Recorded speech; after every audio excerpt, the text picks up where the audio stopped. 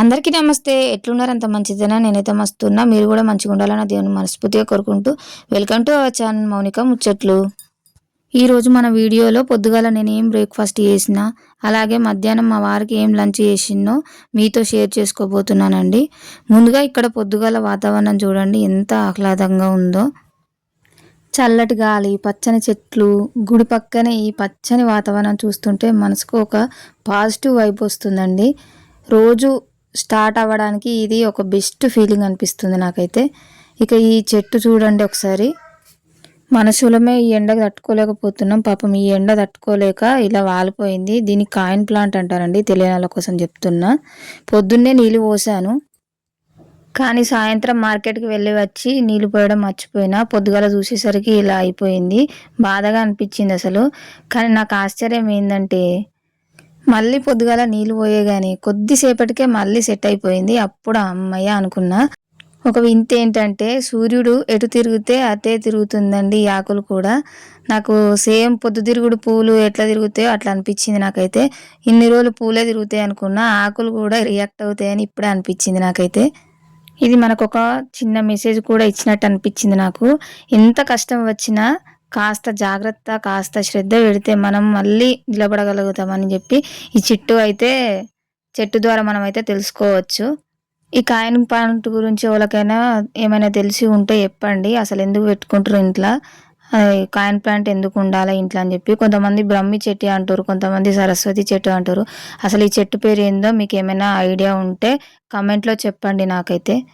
నేనైతే coin plant అని search చేస్తే కాయిన్ ప్లాంట్ అని వచ్చింది. నేనైతే కాయిన్ ప్లాంటే అనుకుంటున్నా. ఇక నా మార్నింగ్ రొటీన్లో ఇది ఒక చిన్న బిట్ అండి, మీతో షేర్ చేసుకుంటున్నా. రోజు పొద్దున్న లేవగానే ఫస్ట్ ఫ్రెష్ అవుతా. ఫ్రెష్ అయిన తర్వాత బయట కాసేపు వాతావరణాన్ని చూస్తా. గుడిని, పక్షులను, చెట్లను అన్నీ చూసి ఒకసారి అయితే రీఫ్రెష్ అవుతా లేవగానే. తర్వాత బయటనైతే ఊడ్చుకుంటా. మాకు 2 గుమ్మాలు ఉంటాయండి. ఒక గుమ్మం తూర్పు సైడ్ ఉంటుంది, తూర్పు వాకిలి అంటారు. ఇంకో గుమ్మము ఉత్తర వైపు, ఇది ఉత్తరం వైపు. ఇంతకుముందు అయితే తూర్పు వైపు ఉంటుంది. ఇక్కడైతే మా పిల్లల చెప్పులు అవన్నీ నైట్ అట్లనే వదిలేసారు. పొద్దున లేచి అయితే అవన్నీ సర్దుకుంటా బయటనైతే ఊడుస్తున్నా. పొద్దున్నే లేచి బయట వాతావరణం చూసుకుంటూ బయట పనులు చేసుకుంటూ చాలా మంచిగా అనిపిస్తుంది అండి నాకైతే. చల్లటి గాలి వస్తుంది అసలు పొద్దున్నే. అక్కడ నుంచి ఊడిస్తే గాలి వస్తుందని చెప్పి మళ్ళీ రిటర్న్ వచ్చేసి ఇక్కడ నుంచి అక్కడికి బయటకు ఇటు నుంచి అటు ఊడుస్తున్నానండి. గాలికి అసలు ఇటు ఊడిస్తే అటు పోతుంది, అటు ఊస్తే ఇటు పోతుంది. పొద్దున్నే అసలు చల్లగాలి ఎంత బాగా వస్తుందంటే ఎంత మంచిగా వస్తుందండి. అక్కడ పక్కన ఉన్నదైతే మా చిన్న పాప సైకిల్ అండి. మస్తు ఎండ కొడుతుంది కదా, అందుకని చెప్పి కలర్ వెలిసిపోతుందని చెప్పి దాని మీద ఒక క్లాత్ అయితే కప్పేసిన. ఎందుకంటే ఎండకు ఖరాబ్ అయిపోతుంది కదా అని తెలిసిపోతుంది అని చెప్పి. ఆ తర్వాత నీళ్ళైతే చల్లుకొని అటు ఇటు ఈ వాకిల్ సైడు ఆ వాకిల్ సైడ్ అయితే నీళ్ళు చల్లుకున్న తర్వాత వైపర్ తోటి అయితే మొత్తం నీళ్లు లాగేసుకొని 2 గుమ్మాల వైపు అయితే ముగ్గు పెట్టేసుకున్నా. కానీ ముగ్గు క్లిప్ అయితే నేను తీయలేదు. మళ్ళీ ఎప్పుడైనా వీడియో తీసినప్పుడు పెడతాను. ఇప్పుడైతే సూర్యదేవుడు అయితే బయటకు వచ్చేసిండు. పొద్దున్నే ఎంత మంచిగా అనిపిస్తుంది అంటే సూర్యుని చూస్తే. సూర్యునికి అయితే ఒక దండం పెట్టుకొని మళ్ళీ ఇంట్లోకి అయితే వచ్చేసిన. పొద్దుగాల బ్రేక్ఫాస్ట్ కోసం నైట్ అయితే శనగలు అయితే నానబెట్టుకొని అవి మంచిగా కడుక్కుంటున్నా 2 సార్లు. కడిగి ఒక గిన్నెలు అయితే వంపుకుంటా. ఆ నీళ్ళు ఏం చేస్తా అంటే బయట నాకు చెట్లు ఉన్నాయండి, పూల చెట్లు. ఆ చెట్లకైతే పోసుకుంటా. పుదీనా చెట్టు, శంకు పూల చెట్టు, గులాబీ చెట్టు ఉన్నది. ఆ చెట్లకైతే నేను నీళ్లు పోసుకోవడానికి ఈ నీళ్ళే వాడుకుంటా. బియ్యం కడిగిన నీళ్ళు, పెసలు మొలకలు చేసేటప్పుడు పెసలు కడిగిన నీళ్ళు, అన్ని నీళ్ళని చెట్లకే పోస్తా అండి. ఇక్కడైతే ప్రెషర్ కుక్కర్లో శనగగూడాలు పోయడానికి శనగల్ని ప్రెషర్ కుక్కర్లో వేసి సరిపడా ఉప్పు వేసుకొని ప్రెషర్ కుక్కర్ అయితే గ్యాస్ ముట్టించి పెట్టుకున్నా. ఇక్కడ ఏం జరిగిందంటే అసలు ముట్టించేటప్పుడు చిన్నగా వచ్చిందని చెప్పి డౌట్ వచ్చింది. కానీ పొద్దున గ్యాస్ కడిగినుంటే అందులో నీళ్ళు ఇట్లా పోయినేమో, అందుకే చిన్నగా వస్తుందని అనుకున్నా. చూసేసరికి గ్యాస్ అయిపోయింది. మళ్ళీ ఇప్పుడు గ్యాస్ అయితే బిగిస్తున్నా. ఇక్కడ అసలే గ్యాస్ సిలిండర్లు దొరకట్లేదు కదండి. నాకైతే ఇంకా బెటరు, మొన్ననైతే గ్యాస్ వచ్చింది. ఇంకా ముందుగానే ఉండడం వల్ల నాకు కొంచెం సేఫ్ అయింది. కానీ లేకపోతే మార్నింగ్ హడావిడి అవుతుండే. మ్యాక్సిమం ఇంట్లో ఎప్పుడొకటి స్పేర్ అయితే ఉంచుతాడు ఇంట్లో. ఇక్కడైతే గ్యాస్ లీక్ అవుతుందా ఏంది అది పడతలేదని చెప్పి చెక్ చేస్తున్నా నేను.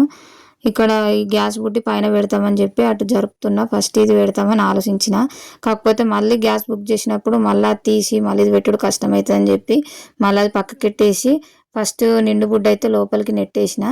ఆ తర్వాత మళ్ళీ ఇంకో బుడ్డ అయితే అటు పెట్టిన. ఆడ బల్లి ఉంది, బల్లిని చూసి భయపడ్డా. బల్లిలు కూడా ఈ మధ్యలో చాలా వస్తున్నాయి ఒక్కొక్కసారి. ఇంకా ఒక వైపు శనగలు పెట్టినా, ఇంకో సైడ్ అయితే అరికెలు మిల్లెట్స్ పెట్టినా అండి. మరోవైపు అయితే మా వారికి చాయ్ పెట్టేసి ఆల్రెడీ ఇచ్చేసిన.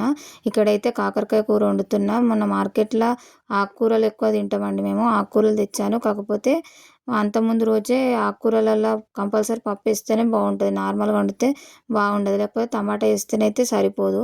అందుకని చెప్పి ఆ కాకరకాయలు అయితే వండుతున్నా. మా పిల్లలు అయితే ఎక్కువ పప్పుతోటి ఎక్కువ తింటారండి. మా పెద్ద పాప అసలు కూరగాయలు అసలే తినది. ఇప్పుడు కాకరకాయ వండుదామంటే ఇప్పుడు తింటుందో తినదో తెలియదు అసలుకు. కూరగాయలు వండినప్పుడు మాత్రం కంపల్సరీ మా పాపకు నేనే తినబెట్టాలి, పెద్ద పాపకు. చిన్న పాప అయితే అసలు కూరలే సరిగా తినది. ఆమె పెరుగుతోట అంటేనే బాగా ఇష్టం, పెరుగుతోటే ఎక్కువ తింటుంది ఆమె. ఇక్కడ చిన్న చిన్నగానైతే కట్ చేసుకున్నా. మరోవైపు అయితే ఈ అరికెలను అయితే కలుపుకుంటూ కూరగాయలు అయితే కట్ చేసుకుంటున్నా. కూరగాయలు కట్ చేయడం అయితే అయిపోయింది. లోపే మా పాప ఏమో తినడానికి ఉన్నదా అని చెప్పి అడుగుతున్నది. అయితే గుడాలు అయితే ఉడకబెట్టిన, అవి 3 విజిల్ వచ్చేసినాక అవి శనగలు అయితే వంపేసుకొని పోపు కోసమని మిరపకాయలు చిన్నగా తరుగుకున్నా. దాంతోపాటు చిన్నగా కట్ చేసుకుంటేనే పిల్లలు ఏరేయడానికి ఉండదు, లేకపోతే ఈ ఉల్లిగడ్డలు తీసే అంటారు. అందుకని చెప్పి నేను చిన్నగా తరుగుతా అండి.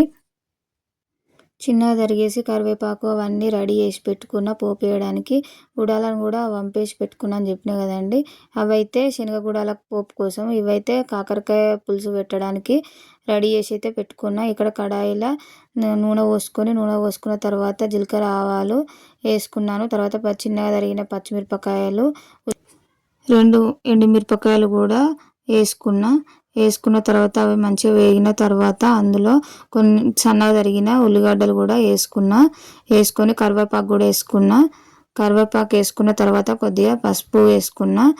అందులో కొంచెం వెల్లుల్లిపాయలు కూడా వేసుకుంటే బాగుంటుంది, కాకపోతే మర్చిపోయినా నేను వేయడము.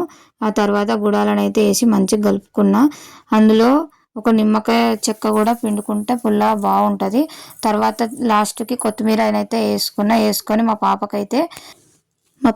పెద్ద పాపకైతే ఒక గిన్నెలో వేసి అయితే ఆమెకి ఇస్తా అని చెప్పి పెట్టిస్తున్నాను. పెట్టించిన తర్వాత ఇంకా మళ్ళా కూర వండాలని చెప్పి అదే పొయ్యి మీద ఒక గిన్నె పెట్టుకొని నూనె పోసుకున్నా. నూనె వేడెక్కిన తర్వాత జీలకర్ర ఆవాలు వేసుకున్న తర్వాత కొద్దిగా మినపగుళ్ళు వేసుకున్నా. అవి వేగిన తర్వాత 4-5 పచ్చిమిరపకాయలు కోసేసుకున్న తర్వాత 2-3 ఎండుమిర్చి కూడా అవి వేసుకున్న తర్వాత మంచిగా కలుపుకొని అందులో అవి వేగిన తర్వాత ఒక మీడియం సైజు ఉల్లిగడ్డను కోసేసుకున్నాను. అవి వేగిన తర్వాత రెడ్ కలర్లో వచ్చిన తర్వాత కొంచెం అల్లం వెల్లుల్లి పేస్ట్ వేసుకున్నాను. అల్లం వెల్లుల్లి పేస్ట్ పచ్చివాసన పోయిన తర్వాత కొద్దిగా పసుపు వేసుకొని కలుపుకున్న తర్వాత కాకరకాయ ముక్కలను అయితే వేసుకున్న తర్వాత అందులో కొద్దిగా రుచికి సరిపడా ఉప్పు వేసుకొని కలుపుకొని మళ్ళీ మూత అయితే మూత పెట్టుకున్న తర్వాత ఆ మగ్గేలోపు అప్పుడు కడిగిన నీళ్ళు అవుతున్నాయి కదండి, అవన్నీ చెట్లకైతే పోస్తున్నా. ఇదైతే శంకుపూల చెట్టు, ఇప్పుడు పోసిన చెట్టు అయితే. ఇవి అయితే చాలా పూలు పూసేదండి, ఎందుకో ఈ మధ్య అస్సలు పూలు పూయట్లేదు. ఇదేమో గులాబీ చెట్టు, ఇక్కడనేమో మనీ ప్లాంట్, పక్కనే తులసమ్మ వారు ఉంటుంది. తులసమ్మ కోట వేరే ఉంది. నార్మల్గా నాకు అవసరానికి తుంచుకోవడానికి ఆ చిన్న కుండీలో పెట్టుకున్నాను. పిల్లలకు జలుబు అయినప్పుడు వాళ్ళకు కొంచెం ఓమ కలిపి దంచి అది అయితే ఇస్తాను. నీళ్ళు పోసొచ్చే వరకు అయితే కాకరకాయలు అయితే మగ్గిపోయిన తర్వాత అందులో రుచికి సరిపడా కారపొడి అయితే వేసుకున్నాను. అంతకుముందుకే పచ్చిమిరపకాయలు వేసుకున్నా కదా, కాస్త అయితే మళ్ళీ కారపొడి వేసుకున్నాను. అందులో తర్వాత చింతపండు పులుసు కొద్దిగానైతే పోసుకున్నా. బాగా పుల్లగా ఉంటే మళ్ళీ మా పిల్లలు తినలేరని చెప్పి కొద్దిగానే పోసుకున్నా. తర్వాత కొన్ని నీళ్ళు కూడా పోసుకొని మళ్ళీ మూత పెట్టుకున్నా. కాసేపటికి మంచిగా మసిలిపోతుంది కాకరకాయ పులుసు. ఇంకా చూడండి ఎంత మంచిగా మసులుతుందో.